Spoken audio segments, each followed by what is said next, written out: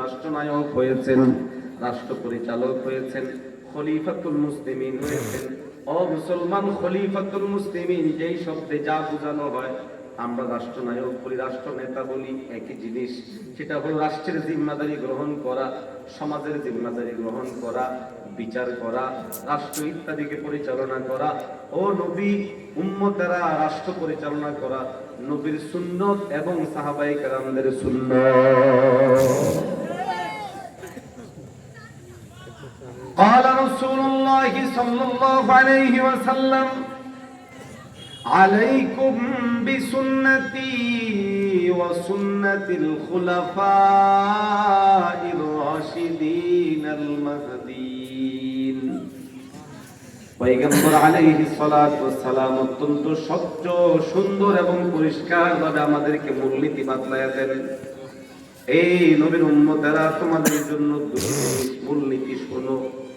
আমার অনুসরণ করো সর্বত্র, আমার সাহাবায়ে কেরামদের অনুসরণ করো সর্বত্র। তুমি খাইবে তো কেমনে খাইবা, আমার সিরত পড়ো, ওইভাবে খাও। তুমি চলবা কেমনে চলবা, আমার সিরত পড়ো, ওইভাবে চলো। আমার সিরত বুঝতে হলে আমার সাহাবায়ে কেরামকে অনুসরণ করো। এই জন্য উলামায়ে কেরামগণ বলেন, আম্বিয়ে কেরামগণ মাসুম, সাহাবায়ে কেরামগণ মাগফুর মারদিয়ুন। সাহাবায়ে কেরাম হলো আমাদের দ্বীনের মেয়াদ, মাপকাঠি। পয়গম্বর আলাইহিস সালামকে বুঝতে হলে নবীর সাহাবায়ে কেরাম লাগবে, আল্লাহকে বুঝতে হলে নবীজি লাগবে, সাহাবায়ে কেরামদেরকে বুঝতে হলে তাবেঈনরা লাগবে, আইম্মায়ে মুজতাহিদিনরা লাগবে। আর সবটা মিলে হলো শরীয়ত। আপনার আমার মুক্তির একটাই পথ, সেটা হলো শরীয়ত। আরো আসতে বলে বলেন না, ঠিক কি না? আমাদের মুক্তির পথ শরীয়ত, শরীয়ত, শরীয়ত। কিন্তু আফসোস, শরীয়তকে আমরা প্রাধান্য দিতে পারছি না, পারি না। এই না পারার কারণে ক্ষতি কি হয়? আমাদের রাষ্ট্র গড়ে ওঠে সেকুলারিজমের উপর।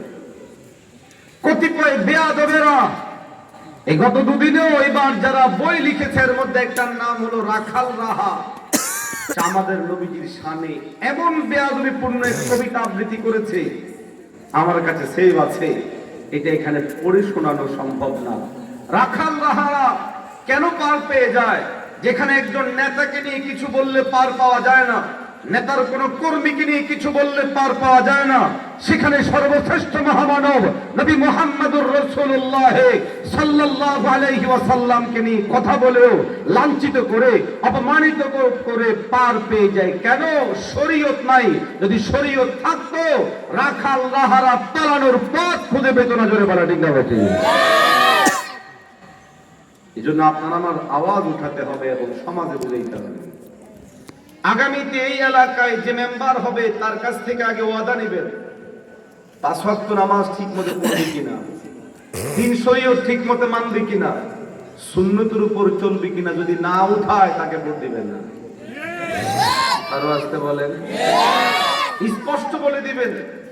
চেয়ারম্যানের ভোট চাইতে আসলে, গত যারা চেয়ারম্যান ছিল পুরা 5 বছর আপনার 2 পয়সা খাওয়াইছে, আগামী 5 বছর খাওয়াবে। আপনি ওর কাছে প্রয়োজন কতটুক? একটা আইডি কার্ড লাগবে, অথবা একটু বিচার আচার লাগলে ওটুক শেষ। এর বাহিরে আপনি তার কাছে ঠেকা না। তো যেহেতু আপনি ঠেকা নন, আপনি পরিষ্কার জানায় দেন, তোমাকে ভোট দিব, অসুবিধা নেই, কিন্তু আমাকে আগে শর্ত দাও, ইসলাম মতে আমার এই ইউনিয়ন চালাইবা কিনা।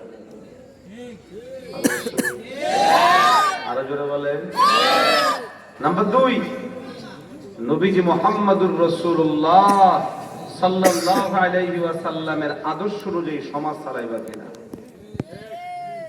আগে তুমি মুখে বলো আমি নবীর সৈনিক, আল্লাহর সৈনিক। অমুকের সৈনিক, তমুকের সৈনিক বলা বাদ দাও। ইমানদার বলবে আমি আল্লাহর সৈনিক, রাসূলের সৈনিক। আওয়াজ দিয়ে বলো ঠিক আছে? ঠিক। আমি কেমনে বলি যে আমি অমুক মানুষের সৈনিক, তমুক মানুষের সৈনিক? এটা তো লজ্জা উচিত। আমি বলবো আমি সৈনিক কার? আরো যারা বলেন কার? আরো যারা বলেন কার? আমি সৈনিক হব আল্লাহর, সৈনিক হব রাসূলের। আমরা এখন যখন আল্লাহর সৈনিক হওয়া বাদ দিছি, রসুলের সৈনিক হওয়া বাদ দিছি, ইসলামের আদর্শ বাদ দিছি, নবীর আদর্শ বাদ দিছি, এখন আমরা পাইতেছি ঘোড়ার ডিম। আরো আসতে বলেন কি পাইতেছি? ধরে বলেন কি? ঘোড়ার ডিম আসেনি?